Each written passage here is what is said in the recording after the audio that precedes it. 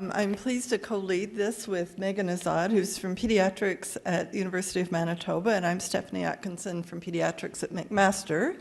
And our real lead is PJ Subarow from pediatrics at Sick Kids, and she's one of the directors of CANUE, and I'm sure it's because of her we have this subgroup theme of maternal-fetal-child.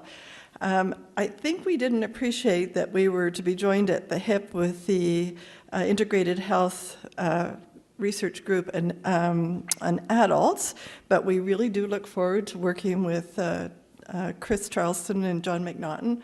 I'm sure the life course has to go to the older ages, so we look forward to doing that.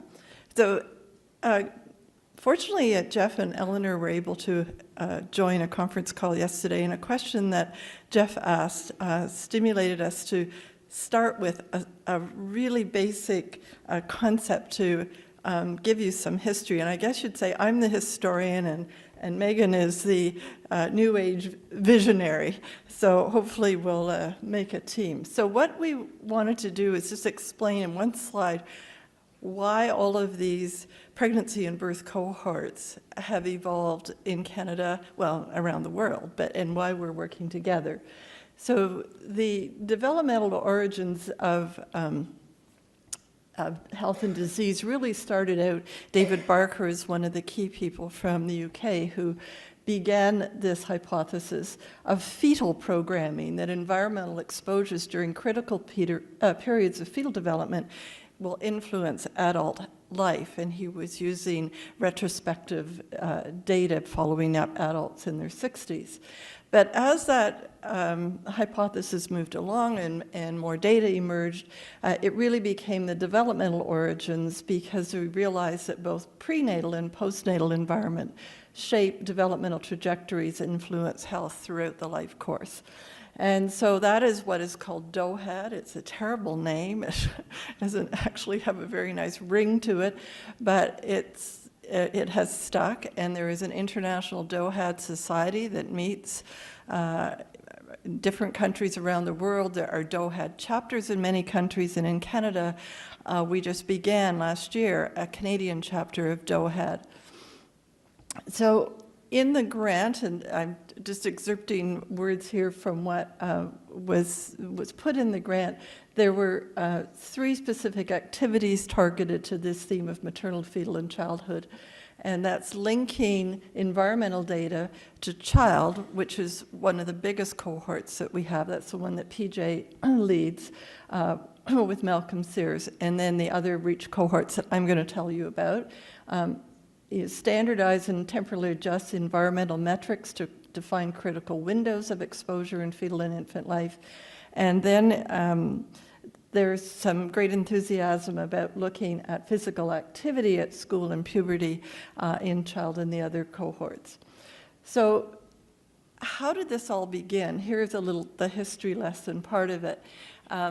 In about 2006, a group of us who were research directors of child health, 17 child health institutes across Canada, got together, formed a group, and then started talking about commonalities, things we could do better by collaborating across our 17 pediatric centers, and then reached out, because of DOHAD research, to 3 or 4 of the perinatal centers, and we became MICYRN, Maternal Infant Child Youth Research Network.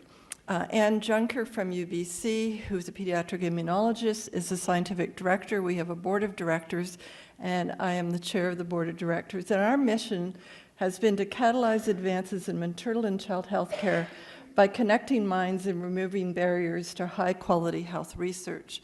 And this group, we decided to develop platforms that would help to provide services for our pediatric centers to do such collaborative research. And platforms such as ethics, data management, where REDCap is now used as a electronic database for in all the pediatric centers, the one on patient engagement, which is really youth engagement, and then birth cohorts, pregnancy birth cohorts, and clinical trials. So that's really where the birth cohort coalition, if you will, got its start. This just shows you the 17 pediatric centers and the 3 maternal. So in 2009, I knew of a few other cohorts. Child was just beginning. And so with MICYRN's support, we got everybody together simply to say, would you like to talk about how you run your studies, share your tools, et cetera. And that was really the beginning of this coalition. In 2010, MICYRN developed an online inventory that is searchable, and there are 49 cohorts. I'll tell you about those in a second. We published a paper on it in 2012, updated it in 2013, so it now has 49 cohorts.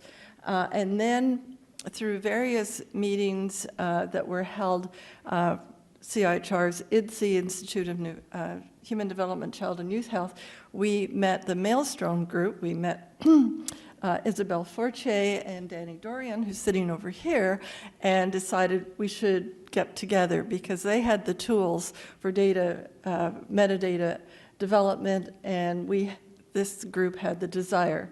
There was fortunate, so this is the 49 cohorts. You can go in there and look at them.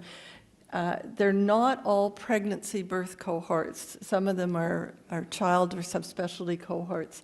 But they represent coast to coast. Most of them have over 1,000 participants. Most are longitudinal, and altogether there's about 100,000 mother-infant pairs.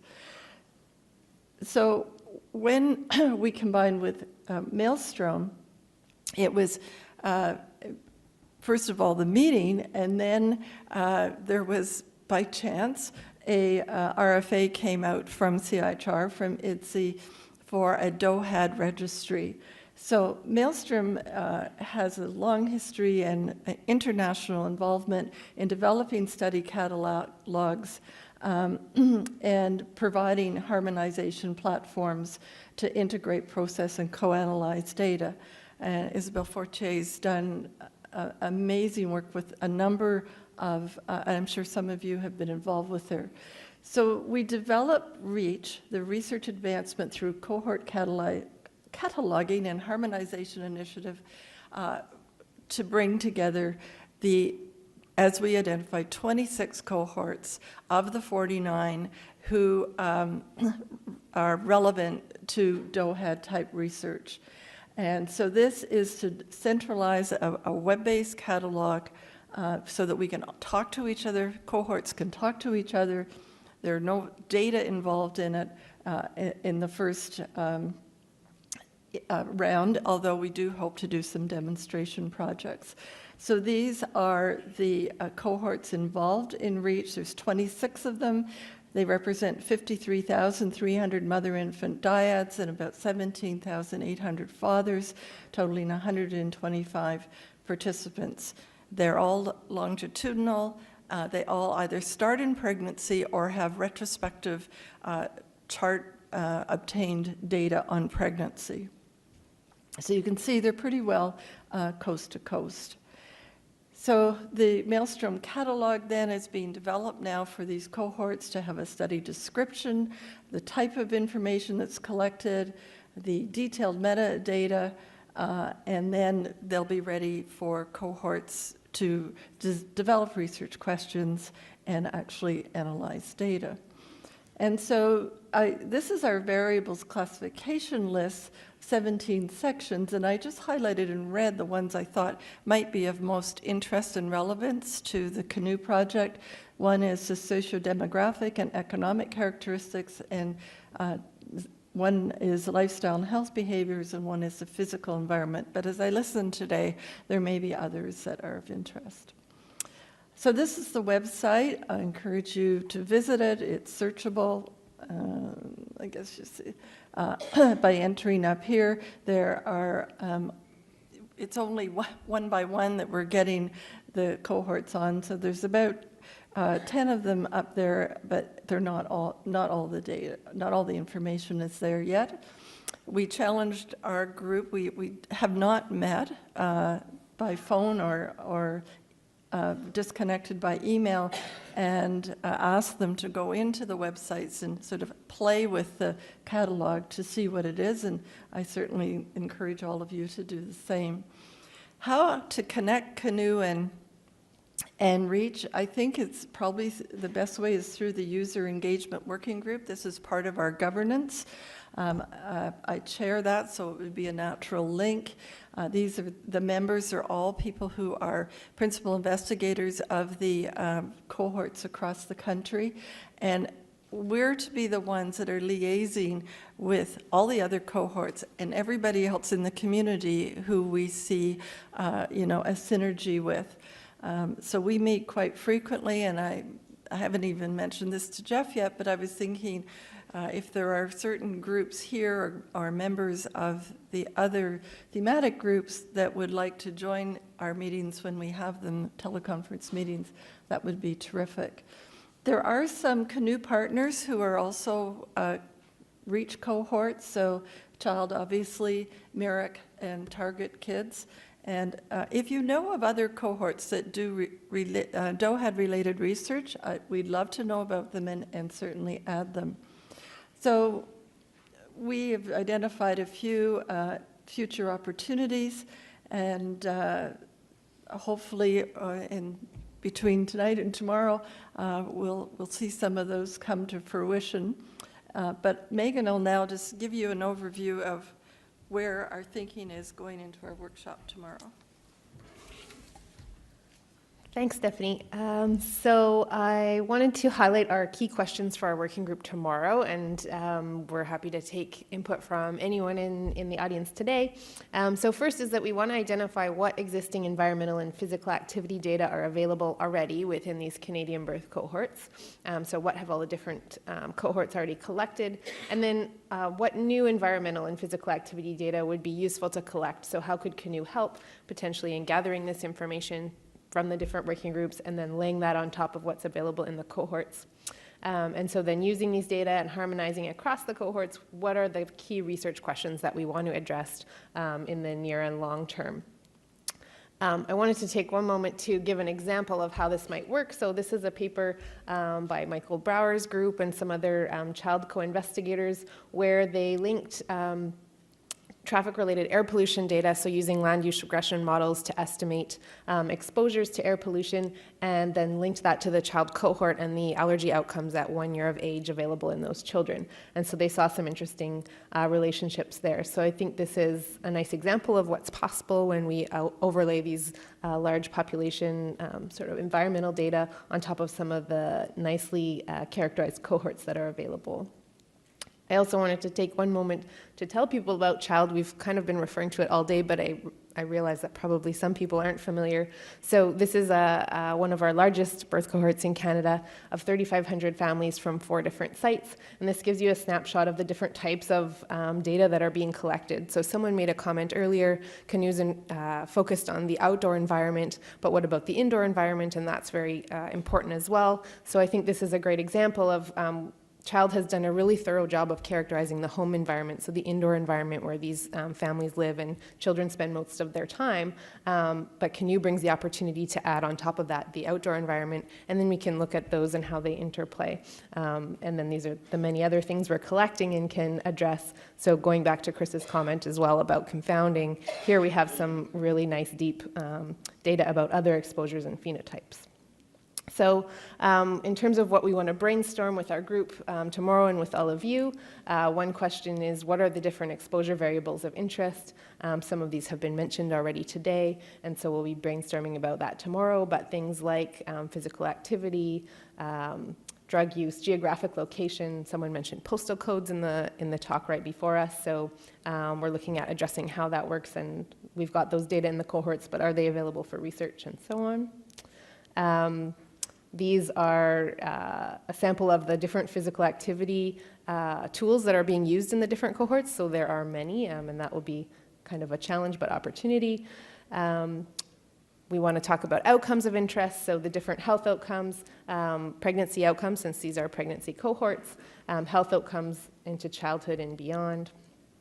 And then in terms of our list of short-term and long-term priorities for the group. So first is that there's an opportunity coming up in February at the Canadian National Perinatal Research Meeting, where the REACH group that Stephanie's just described to you will be meeting. So this is a great opportunity for us to bring the sort of collective input that we gather here from all the CANUE members to that group and explain sort of what we would like to see coming back from CANUE and back and forth between the two organizations, and then developing research questions of interest so that we in advance know the type of data that would be useful to collect and link back to the cohorts. Longer term, we envision sorting out some consent issues around geographic location data, how these are available or not in different cohorts, and maybe some pilot analyses with the existing environmental data, and then in the longer term, working to build the required variables into these databases, and then working with those data. So in terms of funding, we're aware of some CIHR team grants that have been recently awarded involving the child study. We also have, of course, the REACH group that Stephanie's just spoken about. Other cohorts within MICYRN have their own grants, so we're looking to sort of find out more about these potential linkages. And these, again, are our key questions, and so I'll just maybe leave them up there, and then we're happy to take questions.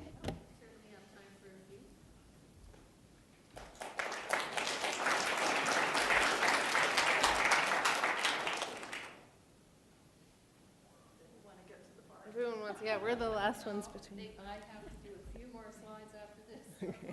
Just a few. Any questions? We'll take questions during the social. Well, Jeff's on. So the cataloging is happening in Maelstrom and for REACH, and it's coming together well. Where do the actual data for the cohorts reach? Are they going to stay within each of the different cohorts platforms individually? Is that how that structure works? That's right. And in the future, when cohorts want to harmonize, they will, I guess, have an MOU and decide this is our research question, and then the data will be analyzed in the clouds. So it won't be housed at McGill University under Maelstrom. Stephanie, on your slide, you had 3 red cohorts, and those are not involved at the moment, but you're inviting them on that slide to join, or No, what they're was already named in the CANUE. Okay. I just wondered why they were in red. And They were red because they're already in REACH. They're one of our cohorts, and they're already named in CANUE. So I was just trying to say, we already have some overlap. I think some of the other cohorts on that slide were adult cohorts, so we were showing them. Okay, right. They're just the maternal-child ones. Thanks. PJ?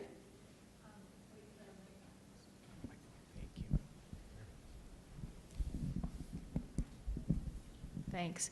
That was a really good overview. I just wanted to also make the plug that the potential for collaboration on this scale is really, it's at a time when there's a lot of growth in both areas and there's a lot of possibility. So even where you may not think that there are some linkages, we were just talking earlier about things like noise and light, and Piyush Mandane, who's the site leader in Edmonton, has collected some data like that from the sleep study component. So, there's just such a lot of possibility, and so I think that's really the benefit of this type of meeting and bringing together the people who are doing the cohorts and all of you who are really doing a lot of these, or thinking a lot about these measures, because if we can build it in as we move forward, some key things that we need to address on the clinical research side, like ethics and all the intricacies of navigating that part of the system,